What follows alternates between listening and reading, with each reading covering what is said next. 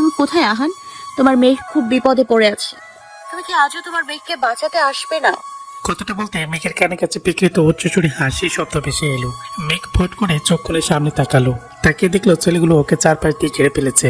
মেঘ কি করবে বুঝতে না পেরে একটা ছেলেকে ধাক্কা দিয়ে সামনে থেকে সরিয়ে দিল এক দৌড়। মেঘের এমন কাণ্ডের জন্য ছেলেগুলো মোটেও প্রস্তুত ছিল না, তাই ওরা বোকার মতো কিছুক্ষণ একে অপরের দিকে চাওয়াচাওয়ি করেই সবাই মেঘকে ধরার জন্য পিছু ছুটলো। মেঘ প্রাণপণে চড়ছে, আশেপাশে কি হচ্ছে সেদিকে ওর বিন্দুমাত্র খেয়াল নেই। ও শুধুমাত্র নিজেকে বাঁচানোর জন্য সামনের দিকে দৌড়ে যাচ্ছে। দৌড়তে দৌড়তে কোথায় যাচ্ছে সেটা ওর জানা নেই।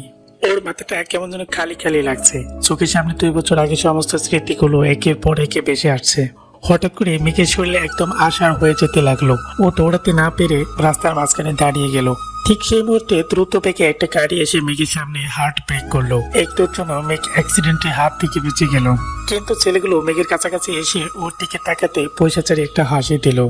মেঘ পেছনে ঘুরিয়ে নিপুণ চোখে ছেলেগুলোকে দেখে এক পলক তাকিয়ে সেন্সলেস হয়ে গেল। কিন্তু মাটিতে পড়ে যাওয়ার আগে একজনের শক্ত হাত এসে মেঘকে নিজের বাহু ধরে আবদ্ধ করে ফেললো। রাত 2:15। হসপিটালে করিডোরে দেয়ালের সাথে হেলা দিয়ে শূন্য দৃষ্টিতে ফ্লোরের দিকে তাকিয়ে আছে আহির আর মিহির। ওদের সামনে বিপরীত পাশে বেঞ্চে বসে আছে একে আর ওনার পার্সোনাল অ্যাসিস্ট্যান্ট। সবার মধ্যে কেমন একটা কোমর ভাব, কারোর মুখে কোনো কথা নেই। নীরবতা কাটিয়ে হঠাৎ মিহির প্রকুশকে একে উদ্দেশ্য করে বলল, এত রাতে আপনি ওখানে কি করছিলেন মিস্টার একে? আমরা সবাই মিটিং শেষে একসাথে তো অফিস থেকে বের হয়েছিলাম, কিন্তু আপনি নিজের ফ্ল্যাটে না গিয়ে মাঝ রাস্তায় কিভাবে আসলেন? মিহিরের প্রশ্ন শুনে একে গম্ভীর কণ্ঠে বলল, এই মুহূর্তে এটা জানা ইম্পর্টেন্ট নয় যে আমি ওখানে কি করছিলাম, বরং এটা জানা ইম্পর্টেন্ট যে এত সাহসী একটা মেয়ে হতে গুণামাত্র ওই কয়েকটা ছেলেকে দেখে ভয়ে প্যানিক অ্যাটাক কিভাবে করলো। ওনাকে দেখে তো এতটাও ভীতু মনে হয় না। উনি যথেষ্ট স্ট্রং পার্সোনালিটির একজন মানুষ, তাহলে উনি ছেলেগুলোকে দেখে এভাবে দৌড়ে পালাচ্ছিলেন কেন? মিহির একটা দীর্ঘশ্বাস ছেড়ে পড়াট কণ্ঠে বলল, ইউ নো হোয়াট মিস্টার একে, মানুষের লাইফে এমন কিছু তিক্ত স্মৃতি থাকে যেগুলো সারা জীবন মানুষকে তাড়া করে বেড়ায়। মানুষ চাইলেও সেই তিক্ত স্মৃতি এগুলো থেকে কখনোই ওভারকাম করতে পারে না। যতবার ওই স্মৃতি এগুলোর পুনরাবৃত্তি হয় ততবার মানুষ দুর্বল হয়ে পড়ে।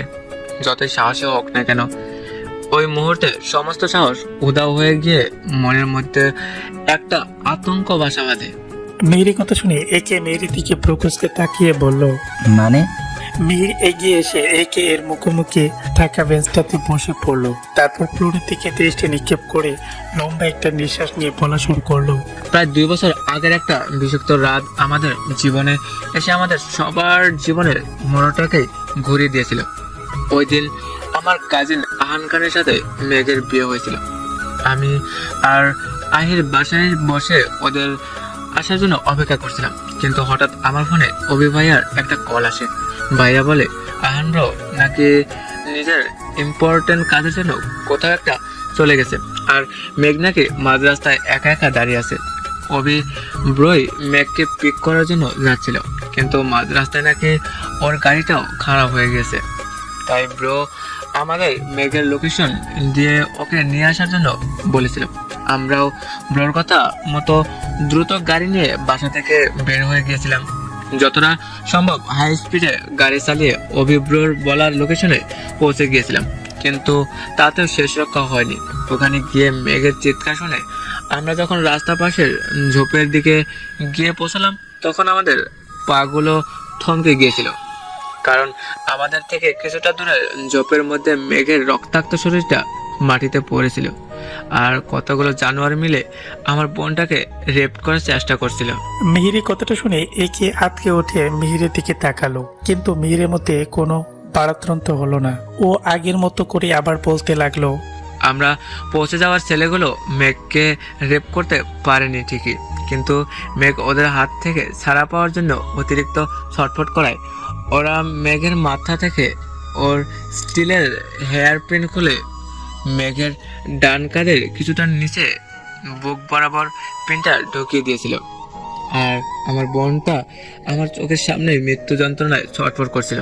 ওর রক্তে আমার শার্টটা ভিজে চুপচুপে হয়ে গিয়েছিল। ওকে যখন কোলে করে হসপিটালে নিয়ে যাচ্ছিলাম, তখন ও আমার হাতটা শক্ত করে আঁকড়ে ধরেছিল। ব্যথায় চটপট করতে করতে বলছিল, আমার অহনাকে আমাকে একা ফেলে চলে গেছে ভাইয়া। আমি সেদিন ওর প্রশ্নের কোনো অ্যান্সার দিতে পারিনি, শুধু ফ্যালফ্যাল করে ওর মুখের দিকে তাকিয়েছিলাম। কথাগুলো বলতে বলতে মিহিরের গলাটা একদম দৌড়ে এলো। ওর চোখের থেকে টুপ করে এক ফোঁটা পানি গড়িয়ে পড়লো। কেউ দেখার আগে মিহির খুব সাবধানে চোখের পানিটুকু মুছে ফেললো। আহির হাঁটু বাস করে দেয়ালে ঘেঁষে ফ্লোরে বসে পড়লো। সেই রাতের কথা মনে পড়লে এখনো আহিরের হাত পা অবশ হয়ে যায়, কান্নাগুলো গলার মধ্যে দলা পাকিয়ে যায়। একে খুব শান্ত কণ্ঠে মিহিরকে উদ্দেশ্য করে জিজ্ঞেস করলো, সেই ছেলেগুলো এখন কোথায়? জানি না। মিহিরের জানে না শব্দটা একে এর একদমই পছন্দ হলো না, তাই ও কড়া গলায় মিহিরকে উদ্দেশ্য করে বলল, জানেন না মানে? আপনার একবারও মনে হয়নি যারা আপনার বোনকে এতটা কষ্ট দিয়েছে তাদেরকে আপনার কঠিন একটা শাস্তি দেওয়া উচিত? মিহির শক্ত কণ্ঠে বলল, কঠিন শাস্তি না। সেদিন যদি আমার সাহিত্য থাকতো তাহলে ওদের প্রত্যেককে আমি খুন করে ফেলতাম, কিন্তু কাহিনীর শেষটা তো এখানে ছিল না। মেগানিস্টার শরীরটা নিয়ে হসপিটালে যাওয়ার পর ওকে যখন ওটিতে নিয়ে গেছিল, তখন আমি ওর আহির ওয়েটিং রুমে বসে মেঘের অপারেশন শেষ হওয়ার অপেক্ষা করছিলাম। কিন্তু ঠিক সেই মুহূর্তে ওয়েটিং রুমের টিভির স্ক্রিনে আরেকটা রক্তাক্ত দেহের ছবি আমাদের চোখের সামনে ভেসে উঠছিল, আর আমরা দুজন শুধু হতবিহ্বল হয়ে টিভির স্ক্রিনের দিকে তাকিয়েছিলাম। একে প্রশ্নবোধক চাহনিতে মিহিরের দিকে তাকালো। মিহির মলিন কণ্ঠে বলল, সমস্ত নিউজ চ্যানেলে একটা নিউজ দেখাচ্ছিল, বিজনেসম্যান অজম রহমানের ভাতিজা অবি রহমানকে কেউ শ্যুট করে রাস্তায় মাঝখানে ফেলে গেছে। কিছুক্ষণ আগেই পুলিশ ওনার রক্তাক্ত দেহটা একটা শুনশান রাস্তা থেকে উদ্ধার করেছে। এটা দেখার পর আহিরার আমি কি করব কিছু বুঝতে পারছিলাম না। আমাদের মাথা কেমন খালি খালি লাগছিল। দুজন এটা ভেবে ভেবে পাগল হয়ে যাচ্ছিলাম যে এখন আমরা মেয়ের কাছে থাকবো নাকি অভিভাবকের কাছে যাব। অনেক ভেবে চিন্তে আহির হসপিটাল থেকে বের হয়ে গাড়ি নিয়ে অভিভাবকের কাছে চলে গেল, আর আমি মেঘের অপারেশন শেষ হওয়া অবধি ওর জন্য ওখানে বসে অপেক্ষা করতে লাগলাম।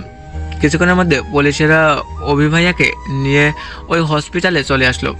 ওনাদের সাথে আহিরও আসলো। অভিভাইয়াকে ইমার্জেন্সিতে নিয়ে যাওয়া হলো। আমরা আবারও অসহায়ের মতো বসে একটু আশার আলোর জন্য অপেক্ষা করতে থাকলাম। কিন্তু কথায় আছে না, বিপদ যখন হয় তখন সব বিপদ একসাথে হয়। আমাদের অবস্থা সেদিন সেই প্রবাদ বাক্যটার সাথে মিলে গিয়েছিল। কে জানতো আমাদের জন্য আশার আলো নয়, অন্ধকার আসন্ন ছায়া অপেক্ষা করছে। কথাটা বলে মিহির শুকনো হাসলো। একে স্তব্ধ হয়ে বসে আছে। একের চোখের কোণে পানি জমে আছে।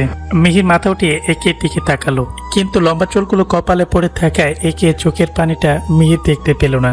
পাশ থেকে একের অ্যাসিস্ট্যান্ট কিছুটা হন্তদন্ত করে মিহিরকে উদ্দেশ্য করে প্রশ্ন করলো, তারপর কি হয়েছিল? ওনার প্রশ্ন শুনে মিহির আবারও নিচের দৃষ্টি ফ্লোরের দিকে নিবন্ধন করলো। তারপর বলল, টিভিতে অভিভাবকের এমন অবস্থা দেখে দিশা বাবা, বড় চাচ্চু, মেজো চাচ্চু, কাকিমণি ওনারা সবাই বাসা থেকে দ্রুত হসপিটালে চলে এসেছিলেন। তবে কাকিমণির অবস্থা তেমন ভালো ছিল না। উনি নিজে অভিভাবককে দেখার সাথে সাথে সেন্সলেস হয়ে গিয়েছিলেন। হসপিটাল আসার পরেও ওনাকে ওখানে ভর্তি করা হয়। দিশা অনেকটা ভেঙে পড়ছিল, তবে বাবা ওকে কোনো রকম বুঝিয়ে সুঝিয়ে সামলানোর চেষ্টা করেছিলেন। কিন্তু বাবা যখন মেঘের ব্যাপারটা জানতে পারেন তখন অতিরিক্ত প্যানিক করতে করতে ওনারও হার্ট অ্যাটাক হয়। উনি পয়চারি করা অবস্থায় হঠাৎ করে বুক চেপে ধরে হসপিটালের করিডোরে পড়ে যান, আর ঠিক সেই মুহূর্তে মাও ওইখানে এসে পৌঁছান। ফ্লোরে পরে বাবা ছটফট করতে দেখে পুরনো সব কিছু ভুলে গিয়ে মা সেদিন বাবার কাছে ছুটে এসেছিলেন। যথাসম্ভব নিজেকে শক্ত রেখে নিজের হাত বাবার অপারেশনের করিয়েছিলেন। আমি আর অহির একদম পাগলের মতো হয়ে গিয়েছিলাম। চারপাশ থেকে আমাদের কোনো শুধুমাত্র আপনজনদের কান্নার ধ্বনি ভেসে আসছিল। চোখ মেলে যেদিকে তাকাচ্ছিলাম সেদিকে শুধু বিধ্বস্ত কিছু মানুষদের দেখতে পাচ্ছিলাম, যারা আল্লাহর কাছে নিজেদের কাছের মানুষগুলোর প্রাণ ভিক্ষা চাইছিলেন। তবে হ্যাঁ, এতগুলো খারাপের মধ্যে একটা জিনিস ভালো হয়েছে, সেটা হলো আল্লাহর অশেষ রহমতে আমাদের ভাঙা পরিবারটা আবার আগের মতো জোড়া লেগেছে। শেষ কথাটুকু বলে একটা প্রশান্তির হাসি দিল মিহির। একে রেসিস্ট্যান্ট কৌতূহল নিয়ে আবারও মিহিরকে উদ্দেশ্য করে বলল, আচ্ছা মিস্টার, অভিকে কারা শুট করেছিল সেটা জানতে পেরেছিলেন? না, ওসব জানার সময়ও হয়ে ওঠেনি। বাবা, মেঘ, অভিব্র ওদের অপারেশন সাকসেসফুল হলেও ওরা বেশ অনেক দিন যাবত অসুস্থ ছিল। তাই ওদের পুরোপুরি সুস্থ করার চেষ্টা করতে করতে ওসব আমাদের মাথা থেকে বের হয়ে গেছিল। তাছাড়া পুরনো কসন্দি ঘেটে আর নিজেদের লাইফে কোনো প্রবলেম ক্রিয়েট করতে চাইনি, তাই ওইসব নিয়ে আর মাথাও ঘামায়নি। মিহির কথা শুনে লোকটা ছোট করে বলল। ও আচ্ছা। কথাটা বলে লোকটা কিছুক্ষণ চুপ করে কিছু একটা ভাবলো, তারপর প্রকুশকে বলল। আচ্ছা, আহান খানের কি হয়েছিল? উনি কি তারপর আর ফিরে আসেননি? কোথায় আছেন এখন উনি? জানি না, সেদিনের পর থেকে আহান খান নামটা আমাদের লাইফ থেকে চিরতরে হারিয়ে গেছে। কত খুঁজেছি কিন্তু কোথাও পাইনি। এখন সে কোথায় আছে, কিভাবে আছে, কেমন আছে সে বিষয়ে আমরা কিছু জানি না। একে এতক্ষণ চুপচাপ বসে মিহিরের কথাগুলো শুনে যাচ্ছিল। এইবার উনি বসা থেকে দাঁড়িয়ে ব্যস্ত কণ্ঠে মিহিরকে উদ্দেশ্য করে বললেন। আমরা তাহলে এখন আসি, অনেকটা রাত হয়ে গিয়েছে। এখন আমাকে বাড়িতে ফিরে একটু রেস্ট নিতে হবে। কালকে সকাল সকাল আমার আবার ইম্পর্টেন্ট কিছু মিটিং আছে, সকালে উঠেই সেগুলো আমাকে অ্যাটেন্ড করতে হবে। একের কথা শুনে মিহির বসা থেকে দাঁড়িয়ে ওনার কাছে এগিয়ে গিয়ে হাত বাড়িয়ে কৃতজ্ঞতার হাসি দিয়ে বলল। থ্যাঙ্কস মিস্টার একে, আজকে আপনার জন্য মেঘ এত বড় একটা বিপদের হাত থেকে বেঁচে গেল। এর জন্য আমরা সারা জীবন আপনার কাছে কৃতজ্ঞ থাকবো। একে মিহিরের সাথে হ্যান্ডশেক করে বলল।